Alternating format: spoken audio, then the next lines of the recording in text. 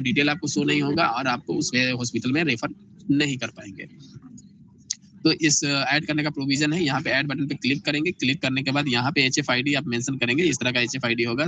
जैसे ही search button पे click करेंगे डिटेल आ जाएगा और जैसे ही सेव करेंगे ये डिटेल आपको अपेंड हो जाएगा।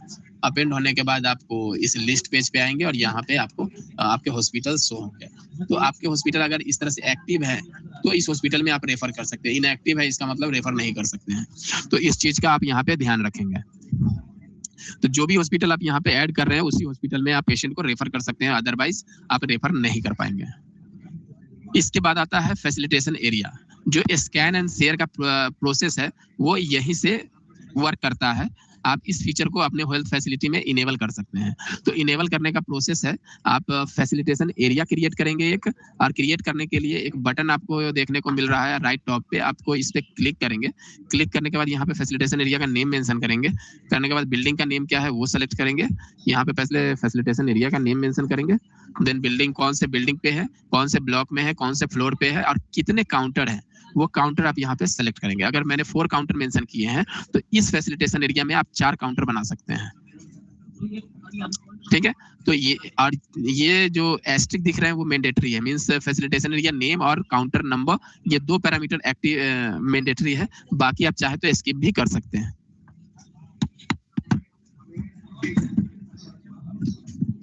तो आपको अगर स्कैन शेयर यूज करना है तो आपको पहले फैसिलिटेशन एरिया क्रिएट करना होगा। क्रिएट करने के बाद आपको इस तरह से फैसिलिटेशन एरिया क्रिएट होगा और इस फैसिलिटेशन एरिया का एक QR कोड होगा जो आपको राइट साइड में एक QR कोड बटन दिख रहा है, आप इस पे क्लिक करेंगे तो एक QR कोड आपका जनरेट होगा। इस QR कोड को आप फैसिलिटेशन एरिया में प्लेस कर सकते हैं।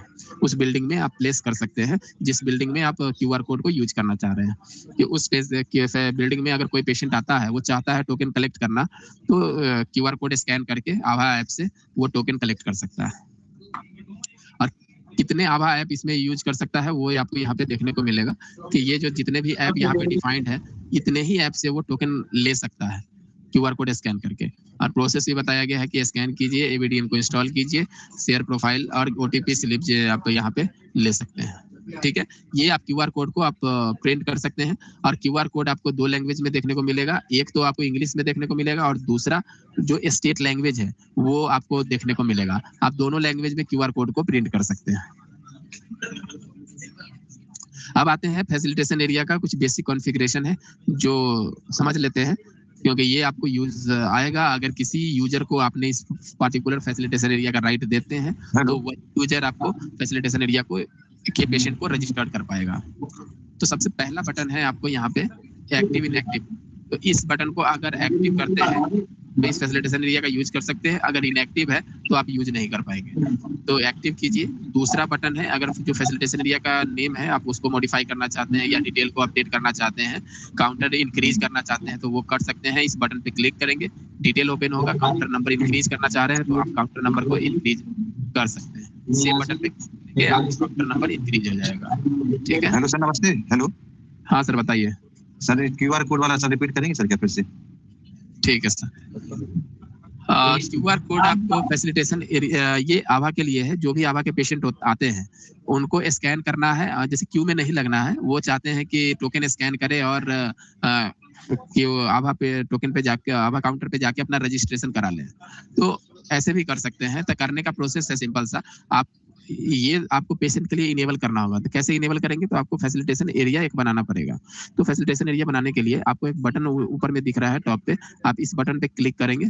क्लिक करने के बाद यहाँ पे फैसिलिटेशन एरिया का नेम मेंशन करेंगे और कितने काउंटर है उस फैसिलिटेशन एरिया में वो काउंटर का नंबर डिफाइन करेंगे। अगर जैसे मैंने 4 काउंटर नंबर मेंशन किया या 8 मेंशन किया तो अप टू 8 काउंटर आप इस फैसिलिटेशन एरिया में बना सकते हैं। ठीक है, तो सेव करेंगे तो आपको F1 फैसिलिटेशन एरिया में 8 काउंटर्स तक क्रिएट हो सकते हैं। सेव करेंगे। और ये जो मैंडेटरी पार्ट है, स्ट्रिक है, वो मैंडेटरी है। बाकी पैरामीटर्स आपको ऑप्शनल है, चाहे तो ऐड कर सकते हैं कि ये फैसिलिटेशन एरिया किस बिल्डिंग में है, कौन से ब्लॉक पे है, कौन से फ्लोर में है, चाहे तो अपडेट कर सकते हैं। नहीं तो आप इसको स्किप कर सकते हैं। और जैसे ही सबमिट करेंगे आपका फैसिलिटेशन एरिया इस तरह से क्रिएट होकर देखने को मिलेगा और ये सारे बटन्स आपके लिए इनेबल हो जाएंगे। अब इस फैसिलिटेशन एरिया में आपको कॉन्फ़िगरेशन करने होंगे। तो फैसिलिटेशन एरिया का पहले QR कोड अगर बनाना है इनेबल करना है तो क्यूआर कोड यहाँ से इनेबल कर सकते हैं, लेकिन मैं आपको बिगिनिंग से बता रहा हूँ कि फैसिलिटेशन एरिया को पहले कॉन्फ़िगर करेंगे तो ही उस जाएंगे और उस पेशेंट को रजिस्टर्ड किया जा सकता है। तो पहला जो बटन है आपको एक्टिव इनएक्टिव, अगर इसको इनएक्टिव किए हैं तो इस फैसिलिटेशन एरिया ये फैसिलिटेशन एरिया आपको दिखेगा ही नहीं और आप पेशेंट को टोकन ये फैसिलिटेशन यूज में ही नहीं होगा। इसको इनेबल करेंगे। और दूसरा बटन है आपको अपडेट, जो आपने ऐड फैसिलिटेशन एरिया में डिटेल डाला है उसमें से कुछ मॉडिफाई करना चाहते हैं, जैसे यहाँ पे जो आपको बेसिक इन्फॉर्मेशन दिख रहे हैं, फैसिलिटेशन एरिया का नेम चेंज करना है, बिल्डिंग अपडेट करना है, ब्लॉक अपडेट करना है, फ्लोर अपडेट करना है, कौन से काउंटर कितने काउंटर हैं उस फैसिलिटेशन एरिया में अपडेट करने हैं, तो आपको अपडेट बटन पे क्लिक करना होगा और यहाँ पे आप फैसिलिटेशन एरिया का नेम चेंज कर सकते हैं और काउंटर नंबर इंक्रीज कर सकते हैं, देन काउंटर नंबर इंक्रीज कर सकते हैं और ये डिटेल आप चाहे तो अपडेट कर सकते हैं। सेव बटन पे क्लिक करेंगे आपका अपडेट हो जाएगा। तीसरा बटन है यूजर मैपिंग। यहाँ पे इस फैसिलिटेशन एरिया में किसी ऑपरेटर को आप डिफाइन करना चाहते हैं तो यहाँ पे यूजर को मैप करना पड़ेगा। यूजर मैपिंग पे क्लिक करेंगे और यहाँ से यूजर सेलेक्ट करेंगे किस यूजर को आप राइट दे रहे हो। जिस भी यूजर को आपने यहाँ पे सेलेक्ट किया है, अगर सिंगल इस यूजर को सेलेक्ट किया है तो यही यूजर इस फैसिलिटेशन एरिया के पेशेंट को रजिस्टर्ड कर पाएगा। ओके करेंगे और सेव करेंगे तो ये आपको सिर्फ यही यूजर है जो इस फैसिलिटेशन एरिया के लिए रिस्पॉन्सिबल है और जो भी पेशेंट इस फैसिलिटेशन एरिया का टोकन लेता है तो ये यूजर द्वारा रजिस्टर्ड किया जा सकता है। तीसरा बटन है आपको चौथा बटन है काउंटर टाइप मैपिंग। यहाँ पे काउंटर को मैप करेंगे तो मैप करने के लिए आपको ओपीडी रजिस्ट्रेशन यहाँ से सेलेक्ट करना होगा। सेलेक्ट करने के बाद यहाँ पे न्यू रजिस्टर आपको इनिशियल में ऐसे दिखेगा, आपको ये ब्लैंक दिखेगा अनसेलेक्टेड, ठीक है। आपको यहाँ से ओपीडी रजिस्ट्रेशन सेलेक्ट करने हैं, बाकी यूज में नहीं है, सिर्फ ये आप ओपीडी रजिस्ट्रेशन सेलेक्ट करेंगे, ठीक है। सेलेक्ट करने के बाद काउंटर सब टाइप में आप न्यू रजिस्ट्रेशन यहाँ पे सेलेक्ट करेंगे, ठीक है। उसके बाद सेकेंड ये आपने अगर सेव कर दिया है तो सिर्फ नए रजिस्ट्रेशन जिस यूजर को आपने राइट दिया है फैसिलिटेशन एरिया में सिर्फ नए यूजर ही रजिस्टर्ड कर पाएंगे, उसके अलावा कोई और यूजर रजिस्टर्ड नहीं कर पाएंगे। नए यूजर सिर्फ रजिस्ट्रेशन होंगे। अगर आप चाहते हैं कैजुअलिटी भी हो तो आपको प्लस आइकन पे क्लिक करके यहाँ पे काउंटर टाइप सेलेक्ट करेंगे ओपीडी रजिस्ट्रेशन और यहाँ पे काउंटर सब टाइप सेलेक्ट करेंगे ओपीडी रजिस्ट्रेशन कैजुअलिटी, ठीक है। ये सेलेक्ट करेंगे और सेव बटन पे क्लिक करेंगे तो आप कोई भी पेशेंट इस फैसिलिटेशन एरिया का टोकन लेकर आता है तो वो जो यूजर को हमने राइट दिया है वो नए भी कर सकते हैं और कैजुअलिटी रजिस्ट्रेशन भी कर सकते हैं, दोनों रजिस्ट्रेशन कर सकते हैं। एक तीसरा ऑप्शन होता है कि अगर किसी कोई डिटेल पेशेंट का रजिस्ट्रेशन करने में मिस हो गया है या करेक्ट करना है तो करेक्ट यहाँ से किया जा सकता है। आप ये सेलेक्ट करेंगे और अपडेट का राइट देते हैं तो अपडेट पेशेंट रजिस्ट्रेशन से उसका डिटेल को मॉडिफाई किया जा सकता है, ठीक है। तो ये आपको राइट देना मैंडेटरी है अगर आप अपने फैसिलिटेशन एरिया में क्यूआर कोड को इनेबल करना चाहते हैं, आवाज स्कैन इनेबल करना चाहते हैं तो ये आपको पोर्शन इनेबल करना पड़ेगा। और अभी के लिए सिर्फ ओपीडी रजिस्ट्रेशन ही चल रहा है तो आप सिर्फ यही यूज करें, इसके अलावा बाकी को आप यूज ना करें। सेव करेंगे डिटेल आपका सेव होगा और सेव करना मैंडेटरी है तभी ये एक्शंस जो आपने यहाँ पे सेलेक्ट किए हैं रिफ्लेक्ट करेगा। उसके बाद आता है पांचवा है रूल मैपिंग।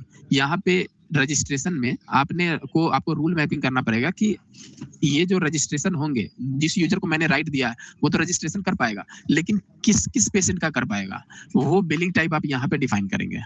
बिलिंग टाइप पे क्लिक करेंगे और बिलिंग टाइप यहाँ से सेलेक्ट करेंगे जनरल है। अगर आपने सिर्फ जनरल का राइट दिया है तो सिर्फ जनरल पेशेंट रजिस्टर्ड हो पाएंगे। अगर आपने सीनियर सिटीजन का राइट दिया है तो दोनों हो पाएंगे।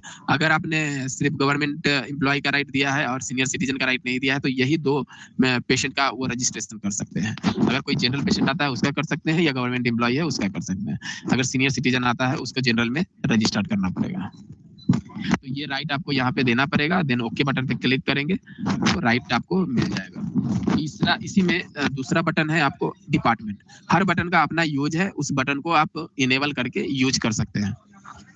तो डिपार्टमेंट का मतलब है कि आपने यहाँ पे बिलिंग टाइप दिया है कि सीनियर सिटीजन क्या करे या गवर्नमेंट एम्प्लॉय क्या करे, लेकिन किस डिपार्टमेंट में होगा। डॉक्टर जो भी होते हैं वो स्पेसिफिक डिपार्टमेंट से होते हैं तो कौन कौन से डिपार्टमेंट का रजिस्ट्रेशन होगा उस हॉस्पिटल में वो डिपार्टमेंट आप यहाँ पे सेलेक्ट करेंगे। अगर मल्टीपल डिपार्टमेंट है तो आप मल्टीपल डिपार्टमेंट सेलेक्ट करेंगे और ओके बटन पे क्लिक करेंगे तब भी आपका इम्पैक्ट देखने को मिलेगा। तो जितने भी डिपार्टमेंट आपने सेलेक्ट किए हैं उतने डिपार्टमेंट में पेशेंट रजिस्टर्ड हो सकते हैं और जो मैंने बिलिंग टाइप सेलेक्ट किए हैं सीनियर सिटीजन, जनरल और गवर्नमेंट एम्प्लॉय इतने ही टाइप के पेशेंट का रजिस्ट्रेशन उस पार्टिकुलर डिपार्टमेंट जो मैंने सेलेक्ट किए हैं उस डिपार्टमेंट में होगा। उसके बाद आते हैं रजिस्ट्रेशन मोड। यहाँ पे रजिस्ट्रेशन मोड सेलेक्ट करना मैंडेटरी है। रजिस्ट्रेशन मोड में आपको यहाँ पे शेयर्ड प्रोफाइल सेलेक्ट करना पड़ेगा। ये आप कंपलसरी है सेलेक्ट करना। अगर ये आपने सेलेक्ट नहीं किया है तो जिस भी यूजर को आपने फैसिलिटेशन एरिया का राइट दिया है वो किसी भी पेशेंट का रजिस्ट्रेशन नहीं कर पाएगा। अगर आभास से स्कैन होकर आता है तो ये राइट देना आपको कंपलसरी है। तो इस चीज का आप ध्यान रखें, जब भी फैसिलिटेशन एरिया क्रिएट करें तो शेयर प्रोफाइल का राइट दे और जिस भी यूजर को आपने राइट दिया है उस यूजर को। आप चाहे तो ये सारे राइट दे सकते हैं, लेकिन ये राइट देना कंपलसरी है। तो इस जैसे मैंने वो न्यू रजिस्ट्रेशन में बताया, उसी तरह से आप कैजुअलिटी रजिस्ट्रेशन का भी पैरामीटर्स, बिलिंग टाइप, डिपार्टमेंट और रजिस्ट्रेशन मोड डिफाइन कर सकते हैं। अगर पेशेंट का अपडेट करना है तो उसमें सिर्फ अपडेट का पेज आएगा, जो भी डिटेल अपडेट करना है आप कर सकते हैं।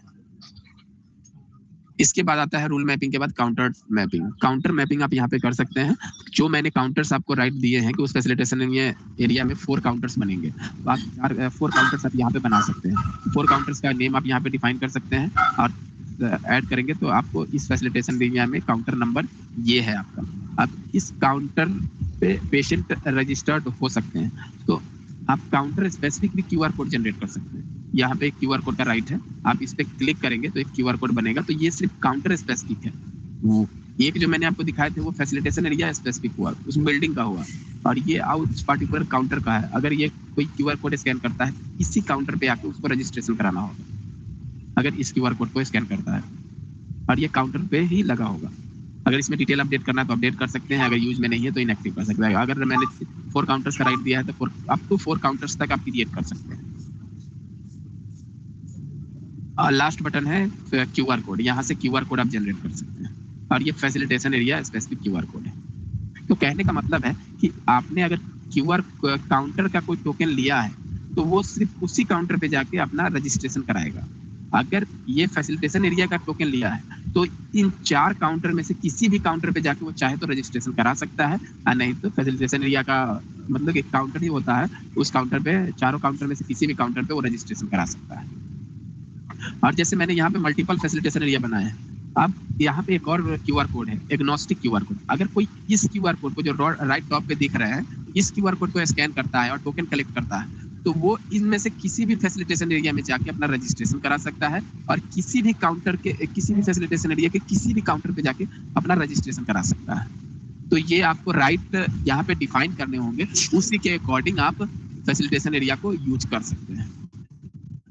तो ये ओवरऑल आपको फैसिलिटेशन एरिया का कॉन्सेप्ट था जो मैं आपको डिटेल में बताया हूँ। आप कॉन्फ़िगर कर सकते हैं, जो भी आभा पेशेंट है वो चाहे तो टोकन कलेक्ट करके अपना रजिस्ट्रेशन करा सकते हैं रजिस्ट्रेशन काउंटर पे, आभा काउंटर पे जाकर।